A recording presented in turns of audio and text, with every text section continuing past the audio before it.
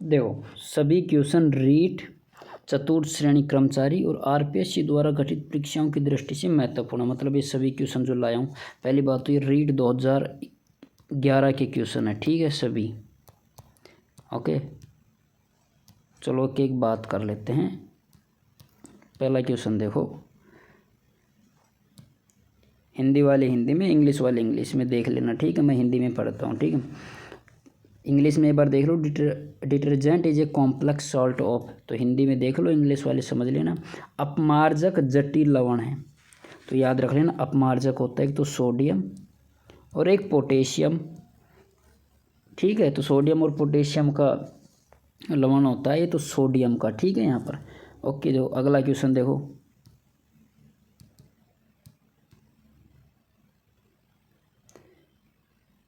अच्छा जी देखो, टेक्स्ट एवं तस्वीरों को भेजने के लिए किस उपकरण का प्रयोग किया जाता है, ठीक है।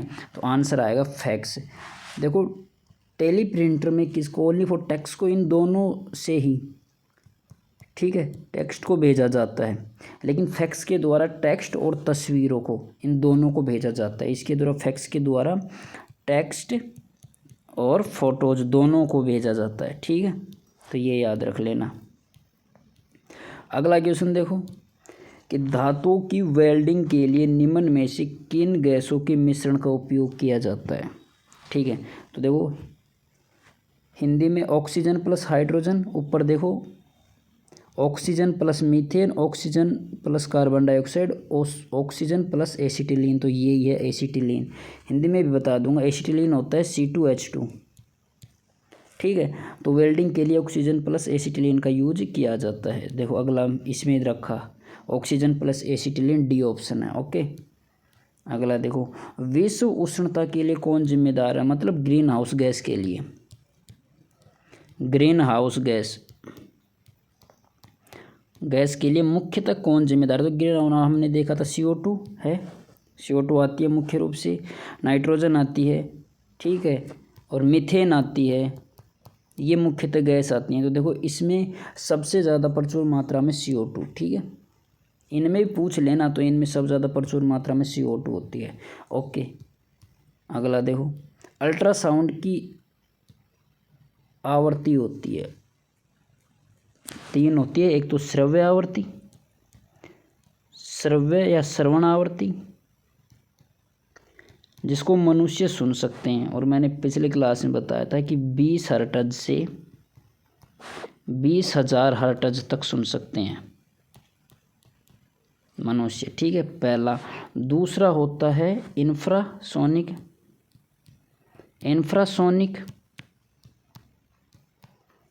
इंफ्रासोनिक आवृत्ति, इसको इंसान नहीं सुन सकते, ठीक है।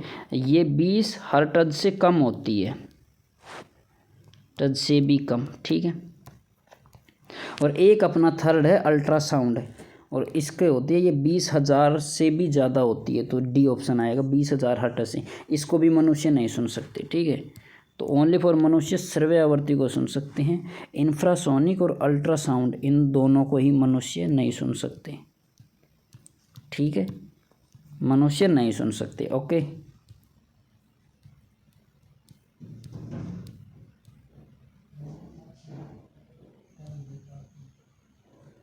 देखो इसमें डी ऑप्शन है।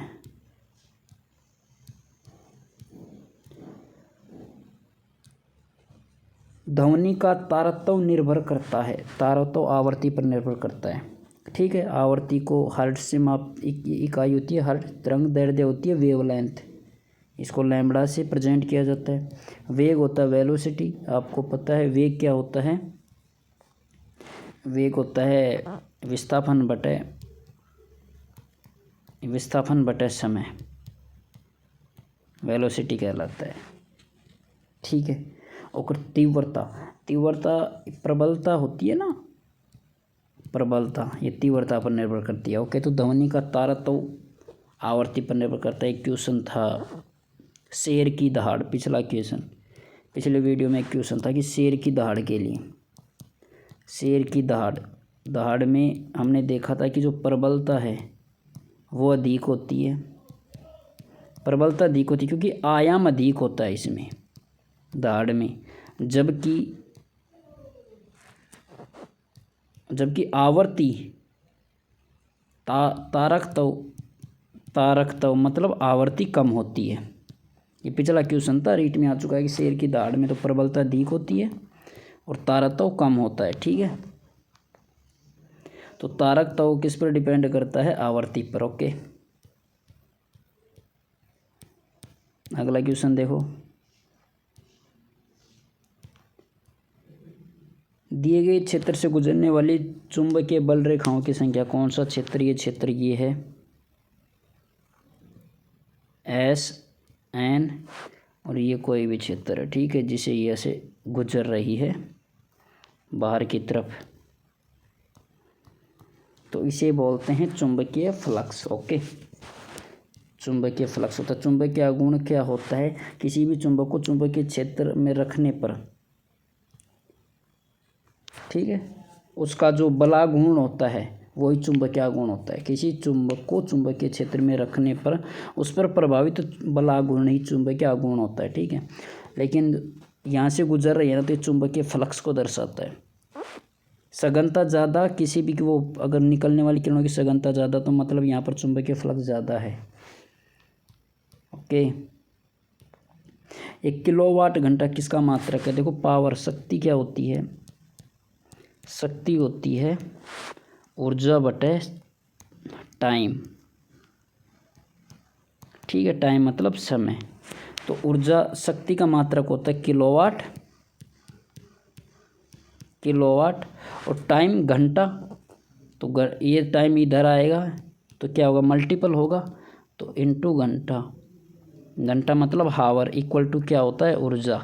ठीक है, तो यही पूछ रहा है किलोवाट घंटा किसका मात्रक है? ऊर्जा का। ओके, शक्ति का याद रख लेना, किलोवाट होता है।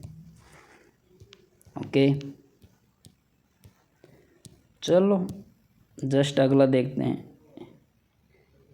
ये हमने कर लिया है ये सभी क्वेश्चन। ठीक है, जो अभी अपमार्जक का सोडियम आया था। चलो अगर इससे जस्ट देख लेते हैं अगला। समबाहु त्रिभुज की ऊंचाई मैंने पिछले वीडियो में ये बता दिया था सभी का, √3a/2। देख लेना आप सभी, पूरा खुल के बताया है, रिवीजन के लिए बता रहा हूँ। समतल दर्पण द्वारा बनने वाले प्रतिबिंब के बारे में गलत कथन। समतल दर्पण द्वारा आभासी बनता है, सही है। उल्टा, सीधा और उल्टा ये भी सही है। वास्तविक प्रतिबिंब नहीं बनता है, तो इसका रियल आंसर क्या होगा? यही, क्योंकि गलत पूछ रहा है। तो समतल दर्पण द्वारा वास्तविक प्रतिबिंब नहीं बनता है। ठीक है, निम्न में से कौन सी धातु नहीं है? फास्फोरस धातु नहीं है। क्यों नहीं है? मैंने बता दिया, पारा एकमात्र ऐसी द्रव धातु होती है, कमरे के ताप पर द्रव में पाई जाती है पारा। सोडियम को चाकू की सहायता से काटा जा सकता है, चाकू की सहायता से काटते हैं और मिट्टी के तेल में रखते हैं। ओके, लोहे पर जिंक लगना यह सदलेपन कहलाता है। आपको पता है, गलन होता है द्रव का, और ठोस का द्रव में बदलना, ठोस का द्रव में बदलना। वाष्पीकरण होता है द्रव का गैस में, द्रव का गैस में बदलना वाष्पीकरण कहलाता है। सघन क्या होता है? सघन होना, गैस का द्रव में बदलना। ओके, और लोहे पर जिंक की परत चढ़ाना होता है यह सदलेपन। कौन सा रासायनिक परिवर्तन नहीं है? रासायनिक परिवर्तन का मतलब होता है कि भौतिक परिवर्तन, और भौतिक परिवर्तन का मतलब होता है वो वापस अपनी अवस्था में आ सकता है। भौतिक परिवर्तन जैसे बर्फ का जमना, वो जल का जमना। जल का जमना क्या कहलाता है? जमना बर्फ होता है, और बर्फ को वापस पिघलाकर पानी में बदला जा सकता है, लेकिन रासायनिक परिवर्तन में ऐसा नहीं होता है। ठीक है, तो रासायनिक परिवर्तन देखो, फलों का पकना, पकने के बाद वापस कच्चे नहीं हो सकते, तो ये रासायनिक परिवर्तन है। अंगूरों का किण्वन रासायनिक परिवर्तन है। भोजन का पाचन रासायनिक परिवर्तन है। हमें आंसर चाहिए जो रासायनिक परिवर्तन नहीं होता। तो हिमशैल का पिघलना यही है, क्योंकि ये भौतिक परिवर्तन है। ठीक है, दही किस जीवाणु को की सूक्ष्मजीवी क्रिया से बनता है? लैक्टोबैसिलस। उत्तल दर्पण को कहते हैं अपसारी। इसके बारे में मैंने पूरी डिटेल बताई है, दर्पण और लेंस के बारे में, दर्पण व लेंस के बारे में।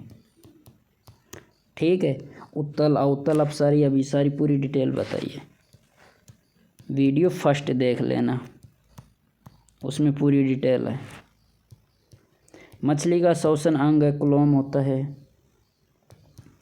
धारा की इकाई एम्पियर होती है। वोल्ट की होती है। सेकंड किसकी होती है? टाइम की होती है, समय की। हर्ट्ज किसकी होती है? अभी बताया था मैंने, आवृत्ति की। ओके, और ये लास्ट है कि यूट्यूब पर पढ़ाई से संबंधित वीडियो को क्या करना चाहिए? लाइक, शेयर, और चैनल को क्या करना चाहिए? सब्सक्राइब। ओके, और पीडीएफ आपको कहाँ मिलेगी? टेलीग्राम ग्रुप में, जिसका लिंक कहाँ डिस्क्रिप्शन में दिया हुआ है वीडियो के। ओके।